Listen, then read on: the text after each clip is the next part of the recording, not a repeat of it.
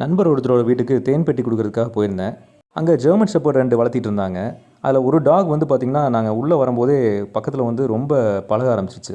அந்த ஒரு தோட்டத்தில் 2 பெட்டி, இன்னொரு தோட்டத்தில் 2 பெட்டி வைக்கிறதுக்காக எடுத்துகிட்டு போயிட்டு இருந்தோம். இது ரொம்ப பாசத்தில் பின்னாடியே ஓடி வர ஆரம்பிச்சிருச்சுங்க.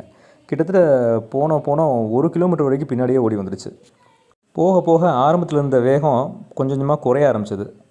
ஒரு கட்டத்தில் இவங்க எங்கே போகிறாங்கன்னு தெரியலையே அப்படின்னு தோணியிருக்குமோ என்னமோ, பாதியில் கொஞ்சம் கொஞ்சமாக வேகம் கம்மியாகி திடீர்னு நின்றுச்சு.